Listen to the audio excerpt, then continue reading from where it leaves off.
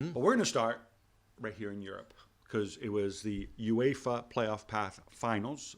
Two of the three paths. Of course, the third path will be decided later on. Let's start with Portugal and North Macedonia. Now, I'm just wondering going into this. Obviously, Portugal heavily favored on paper, just as Italy were heavily favored against North Macedonia. But I always wonder, with Fernando Santos, you always kind of feel like, do the pieces fit together? Does Portugal, I don't want to say they have a soft underbelly, because ultimately they go through, but they do have this tendency to make life difficult for themselves. We saw that in the last game when they were firmly in control against Turkey, and then they gave up the penalty, which Burak Yilmaz skied over the bar. But, that could have been a real turning point. Here against North Macedonia, I thought it was a more professional, more controlled performance.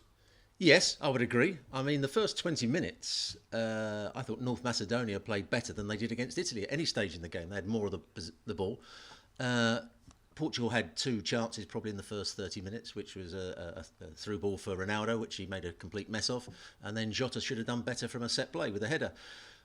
But once they scored that first goal, then they became professional. Then their senior players came to the fore. I thought they had a little bit more energy than North Macedonia. And North Macedonia, I think, had put all their efforts and energy into that game against Italy. And it was going to be difficult for them to reproduce that sort of defensive display.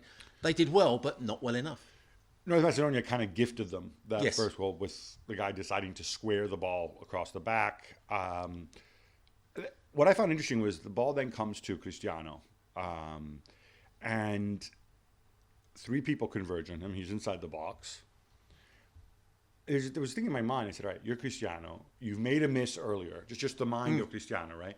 You're somebody who's not afraid of shooting, somebody who's not afraid of taking responsibility. Even though you've got three people converging on you, maybe you'll run at somebody, you'll try to beat them, you'll try to win a penalty, or maybe you'll shoot or whatever. Instead, and I give him credit, he puts the ball through the defender's legs to Bruno Fernandes for the finish. I mean, that comes with experience. That I'd love to say that Ronaldo knew that it was Musliu who was coming across, that he played it through the legs of Musliu on purpose. But I think because the way the ball was for Ronaldo, it was in between his feet. So he was going to have another touch to move it to one side to get his shot away. And as he was closed down, I think he thought the best option was to play it back to Fernandes in a 2v1 against Musliu. And it came off for him. It wasn't quite the perfect ball because he just had to slow his run down, Bruno. But what a finish. Questioning Cristiano's nutmeg. Always questioning. Yes, you have to question. In the other game, Sweden falling against Poland. This was interesting. And we sort of built it up as Lewandowski versus Ibrahimovic. Obviously he didn't start. He did come on towards the end. We'll get to him in a minute. But I was struck by the fact that Sweden, I thought, had the upper hand, certainly I thought in the first half. In the end, it was the penalty which Krychowiak won and Lewandowski converted, kind of sent them on their way. But it still felt like it was very much in the balance, to me at least, until the second goal. Absolutely. I think Sweden probably looked the better side. When you look at the stats, they had much more of the possession. I think they had two or three more chances. And the two goals that Poland got were both from slight errors from Sweden. So I think it was a very tight game. Sweden had their moments. Szczesny made a couple of good saves.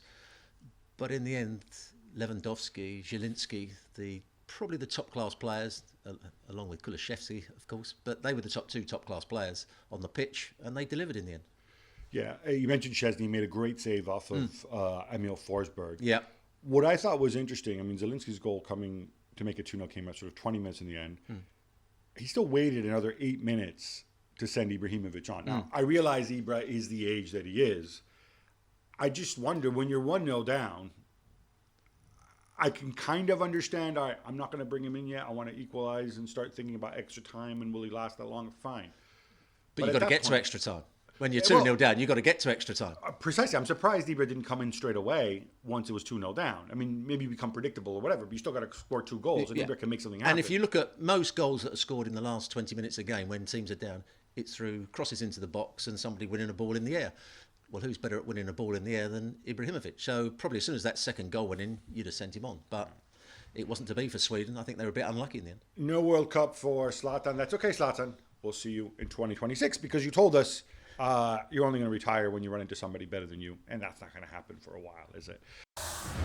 Thanks so much for watching ESPN on YouTube. And for more sports highlights and analysis, be sure to download the ESPN app. And for premium content and live streaming, subscribe to ESPN Plus.